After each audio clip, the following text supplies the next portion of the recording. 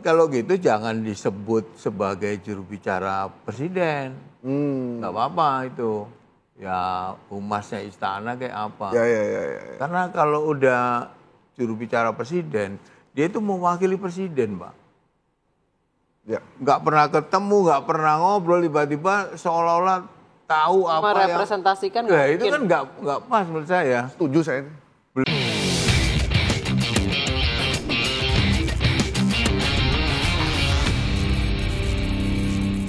Jubir itu nggak boleh ada interest, Pak.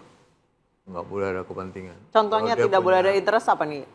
Ya bisnis dia atau apa gitu. Kalau gua kan sekarang ada ya? Lu nggak tahu saya. Nggak tahu saya. Jadi benar-benar apa yang disampaikan presiden, memahami apa yang kira-kira menjadi pendapat dia segala macam tuh cuma itu aja ya poinnya. Maksudnya dia menyampaikan apa yang terjadi aja. Gini, ada dua hal ya, presiden sebagai kepala pemerintahan dan presiden sebagai pribadi presiden. Kadang-kadang isu itu tidak terkait dengan dia sebagai kepala pemerintahan. Ya. Apalagi menjelang pemilu 2019 dulu. Serangan kan kadang-kadang ke pribadi. Keluarga. Dan ke keluarga, ke pribadi. Nah jubir juga harus bisa jawab itu, Pak. Bisa menjelaskan dulu, kita ini katanya kan harus terang ini kan. Ya. Kita bikin terang. Bikin terang, harus terang tuh. Dulu Pak Jokowi kan dituduh PKI kan. Ya. Ingat nggak? Ingat. Sering sekali. Sering banget tuh, setiap mau pemilu. Setiap pemilu muncul. Ini saya sampaikan bagaimana seorang Jokowi disebut PKI, rumahnya ada musola, Pak. Ya. Saya nggak bohong karena saya pernah ke sana gitu. Dan wartawan juga percaya. Satu lagi, wartawan juga harus percaya sama jubirnya. Kalau wartawan nggak, jubirnya sering ngomongnya nggak jelas gitu. Itu sendiri kalau itu nggak perlu, kan pribadi nih, bukan kebijakan. Nah, saya sebagai juru bicara dulu kan sering talk show dulu di menjelang pilpres itu dulu. Saya sampaikan bagaimana Pak Jokowi disebut PKI. Saya menjelaskannya dengan cara itu gitu. Sangat personal juga ya penjelasannya. Ya itu kan diksi kalimat yang ada di saya, bukan di Pak Jokowi gitu. Nah tadi di awal nah jubir itu harus paham soal diksi-diksi kalimat-kalimat yang membuat orang itu tidak menjadi pro dan kontra gitu. Pasti disanggah oleh wartawan, kan bisa ada. Nah kita debat di situ sama lawan-lawan itu. Saya mau nanya pendapatnya Mas Johan soal jubir yang baru mundur. Statementnya yang paling kontroversial itu terakhir yang rekan-rekan Tempo yang dikirimin kepala babi, terus responnya seperti itu. Ya dimasak aja gitu.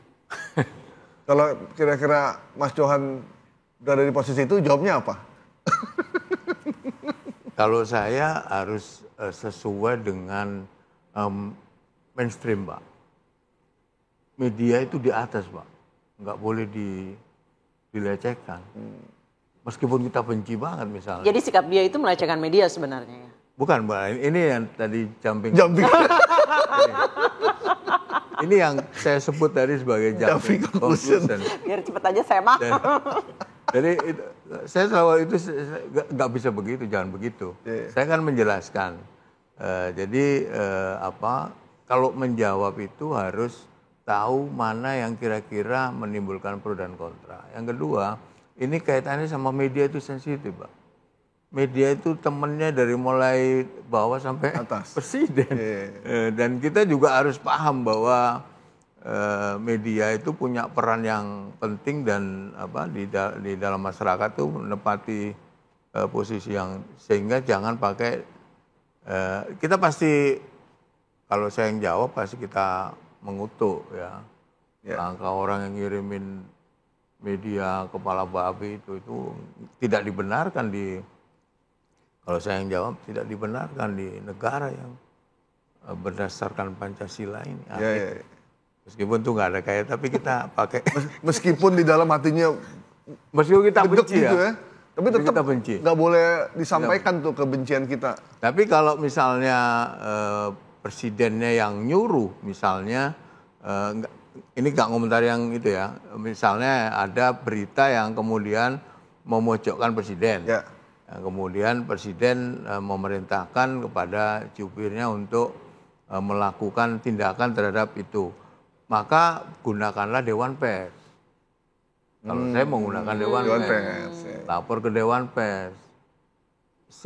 Ya sebenci-bencinya kita nggak boleh statement ya, kemudian melakukan hal-hal bukan karena saya, ya mungkin juga ada karena saya latar belakangnya dulu media, tapi itu nggak boleh kita memilih kata-kata yang tidak menimbulkan pro dan kontra. Jadi apa sih aturannya Undang-Undang Nomor 49 ya? Ya kita ke Dewan Pers, lapor ke Dewan Pers. Dulu pernah yang rame lingkarannya Pak Jokowi, itu gimana itu Mas Dewi, ini.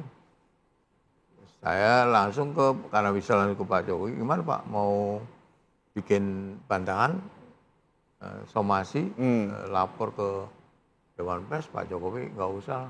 Pak Jokowi bilang nggak usah, tapi sekelilingnya kan panas. Masa itu kan, sekeliling itu kadang-kadang kan dari muka gitu. Pak Jokowinya, saya juga nggak mau orang Pak Jokowinya nggak. Waktu itu ada itu satu peristiwa yang saya nggak mau di ini untuk komplain gitu ya. Kan ada mekanisme yang, tapi sebelumnya saya sampaikan, ini Pak mekanismenya. Jadi ada yang lewat surat pembaca, ada yang pakai wawancara langsung. Malah seneng tuh Pak medianya kalau Bapak berkenan. Tapi jangan pakai cara-cara yang terus dia bilang enggak usah, enggak apa-apa kok. Oh ya udah, close. Itu ceritanya. Kalau Mas Johan melihat respon dari juru bicara mantan juru bicara presiden menjawab seperti itu, apa komentar pribadinya Mas Johan sebagai mantan mantan juru bicara presiden? Saya nggak ngikutin detail ya, tapi saya lihat di potongan-potongan apa yang dijelaskan oleh Hasan Nasbi itu kan dia membela diri merespon dari apa yang dilakukan oleh wartawan Tempo. Iya. Sebenarnya. Ya. Tapi saya nggak yakin ketika dia ditanya soal itu, apakah di pikiran dia itu karena merespon wartawan Tempo? Saya pikir enggak. Paham maksud saya? Itu karena itu kan sambil jalan tuh. Nah, kan dia nanya tuh apa itu dikirimin kepala babi. Kan dia soalnya nggak tahu kan. Ngomong ngikutin nggak? Ikutin, lihat. Penjelasan dia itu kan dia ngomong begitu karena wartawan Tempo itu menanggapi kiriman itu dengan santai, dengan guyon. Makanya saya guyon juga. Itu kata Hasan Nasbi. Kalau itu yang dikatakan, ya dia kan merespon itu sebenarnya dibikin bercanda. Berarti dia waktu itu bercanda juga gitu loh. Sebenarnya ya. Sebenarnya kalau lihat jawaban dia. Tapi saya nggak yakin ketika dia ditanya, itu sudah tahu bahwa ini merespon wartawan Tempo gitu, santai. Saya yakin nggak, itu mungkin spontan ya. Orang kan bisa salah ini ya, spontan aja. Apalagi kalau kita udah deket sama wartawan ya, kadang-kadang bisa bercanda juga bisa gitu loh. Mungkin itu dianggap nggak serius, terus kemudian dijawab seperti itu. Tapi Mas Johan, jawaban seperti itu kalau misalnya memang merespon teman-teman Tempo ini responnya santai, itu haram nggak sih jawab kayak gitu? Haram nggak sih? Enggak boleh, saya nggak boleh. Kan di awal saya bilang jangan menggunakan diksi yang kemudian kita mayoritas Muslim. Meskipun wartawan Temponya non Muslim kan. Yang cewek itu kemudian masa ya jangan, nggak pas, menurut saya nggak pas.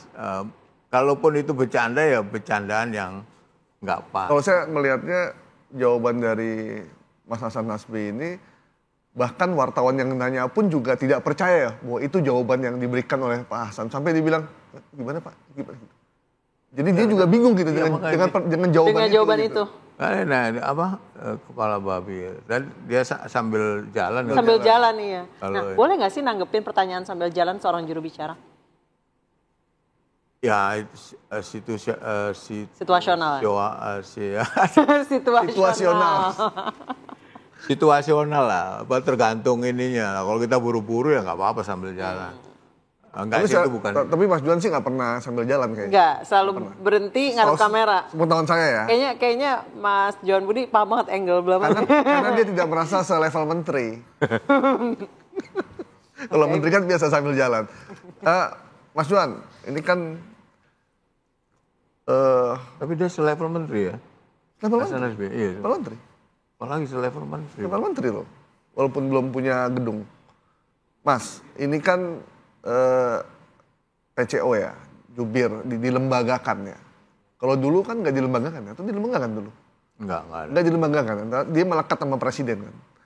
Nah, akhirnya kan ini diganti. Kita belum tahu nasib PCO selanjutnya nih kayak apa. So far sih itu ya, Pak Hadi Prasetyo ya? Tapi kan tidak resmi kan, maksudnya baru sementara waktu. Iya, diminta aktif untuk jadi. Menurut Mas Johan, ke depan apakah dengan stylenya Pak Prabowo ini masih perlu ada jubir? Kalaupun ada, jubir seperti apa yang kira-kira pas dengan stylenya? Atau siapa orang yang tepat? Mungkin sebagai mantan juru bicara presiden tahu kan? Kalau lihat susunan kabinet yang sekarang ya, dan bagaimana Pak Prabowo kemudian ada Seskap, ada Seknek, kemudian ada Biro Protokol di sana. Saya kira untuk Pak Prabowo nggak perlu juru bicara. Tapi nanti wartawan update info terkini dari siapa? Dia bisa nunjuk Mensesnek yang gini loh. Syarat utama juru bicara itu kan dia harus ada di dalam itu. Iya. Seskap juga bisa ditunjuk sebagai juru bicara kalau dia mau, kalau Pak Prabowo mau. Sekarang Pak Prabowo merasa butuh jubir apa enggak? Ya. Saya kira jarang dia di doorstep tuh. Pernah nggak? Pak Prabowo jarang, konfres resmi kan? Iya, tidak sesering Pak Jokowi. Ada, pernah ada. Kalau Pak SBY kan sudah restriksi ya, nggak boleh. Kalau Pak Prabowo masih ada. Terakhir kasus yang apa ya? LG atau apa ya di doorstop? Masih ada doorstop. Iya, jadi kalau lihat ininya nomenklatur yang sekarang ada di lingkaran istana itu. Sekarang kepala komunikasi presiden ya? Presiden. Apa istana? Kepala komunikasi presiden. PCO itu singkatan apa ya? Presiden Communication Office ya. Ya, presiden ya. Itu punya 9 juru bicara kalau nggak salah di bawah. Dengan berbagai bidang. Banyak rekan-rekan kami juga. Ya, dan menurut saya di berbagai televisi. Juru bicara itu nggak per bidang, Pak. Coba saya tanya ke dulu Mas Johan ada timnya nggak? Negara lain. Nggak ada. Mas Johan dulu ada tim kan? Ada, anak buah dikasih. Anak buah. Kayak juru bicara Gedung Putih juga cuma 1 orang. 1 orang, iya. Pentagon 1. Iya. Nggak ada Pak juru bicara sampai bagaimana memisahkan soal politik misalnya. Politik yang soal hukum pertanian. Kan ada pertanian, ada gimana? Nanti ganti-gantian yang ngomong. Rempes. Dan kalau gitu jangan disebut sebagai juru bicara presiden. Nggak apa-apa itu. Ya humasnya istana kayak apa. Ya. Karena kalau udah juru bicara presiden, dia itu mewakili presiden, Pak. Ya. Nggak pernah ketemu, nggak pernah ngobrol, tiba-tiba seolah-olah tahu apa merepresentasikan yang... itu kan nggak pas menurut saya. Setuju saya ini. Belum lagi kalau ada persoalan-persoalan yang tidak di pemerintahan gitu. Ini belum aja, nanti kalau ada persoalan-persoalan personal keluarga. Ini ya Pak Prabowo statement ada yang saya tahu, ada yang mengata-ngatai saya apa itu Ya. Waktu itu kan pernah dia. Ya. Dia tahu orangnya gitu kan. Saya tahu orangnya gitu. Kita tahu orangnya ini itu sok pinter apa itu. Nah kalau wartawan ngejar itu kan pasti nanya ke juru bicara terus dong. Iya. Habis presiden memberi statement kan ke juru bicara. Ada nggak statement lanjutan? Nggak ada. Nggak ada. Informasi nggak pernah diberikan secara tuntas. Nggak ada kan biasa nih kalau majalah atau apa yang dulu pengembangan dari ini radio juga ada kan pengembangan dari ini kalau udah sekarang ijazah palsu misalnya kan dikembangkan oleh TV itu misalnya. Oh ini menarik nih untuk ini kalau rapat redaksi saya bikin talk show, bikin liputan panjang. Setiap statement yang memunculkan pertanyaan publik, apalagi yang memunculkan pro dan kontra, pasti media akan mengejar itu. Nah terus siapa? Kalau presiden ngomong sekali, ya jangan presiden terus disuruh ngomong. Harus ada anak buahnya. Nah siapa yang ditunjuk terserah presiden. Nah kalau dia ada resmi ada lembaga juru bicara, ya juru bicara ini yang harus menjelaskan maksudnya apa. Siapa yang dimaksud. Pasti gitu kan pertanyaan wartawan. Enggak logika sederhana gitu.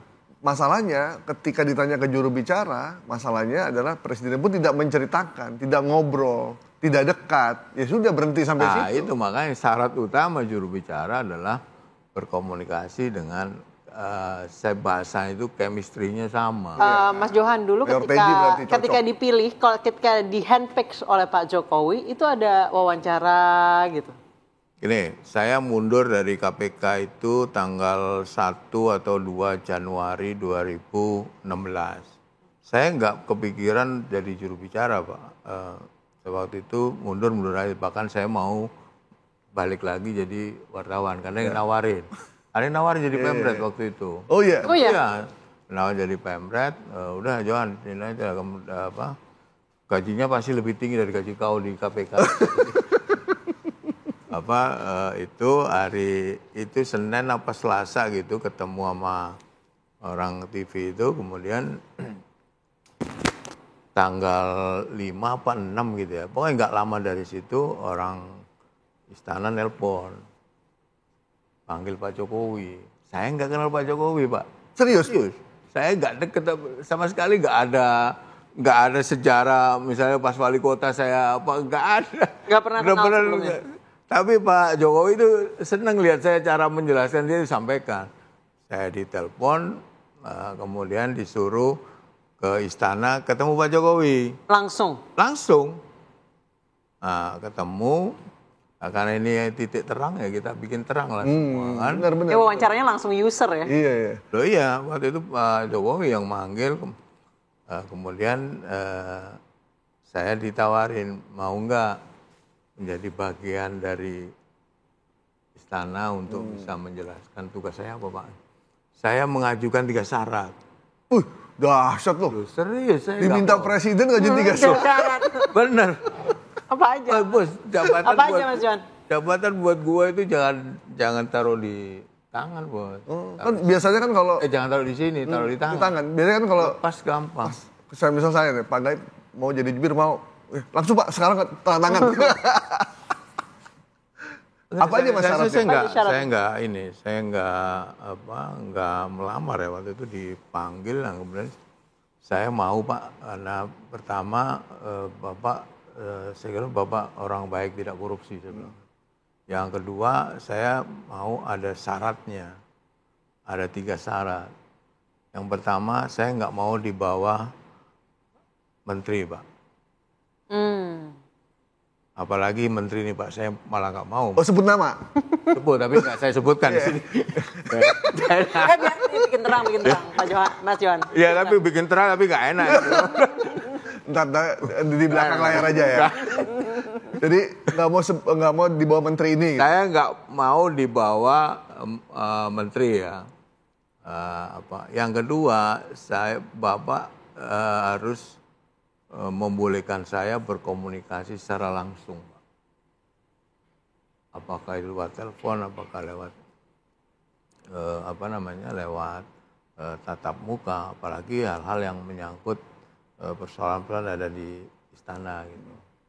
Kemudian yang ketiga yang saya minta kepada Pak Jokowi adalah nanti apa yang saya sampaikan kadang-kadang tidak sama dengan keinginan Bapak. Tapi saya menyampaikan itu Pak, tapi kalau Presiden sudah memutuskan tentu saya akan melaksanakan. Tapi saya memberikan saran itu.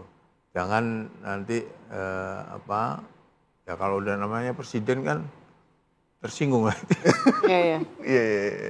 Iya itu ini kok langsung di bawah saya. Anggit dipanggil. Ya. Git sini Git. Nah, Anggit datang. Langsung tuh hari itu juga dipanggil. Oh, iya ada di situ dia kan di. Karena yang nelpon saya Anggit waktu itu. Mas Anggit. Sespri. Coba tunjukin kepresnya ke Pak Johan. Ini enggak yang dimaksud. Udah jadi? Loh, udah di ini sama dia. Saya setuju apa enggak?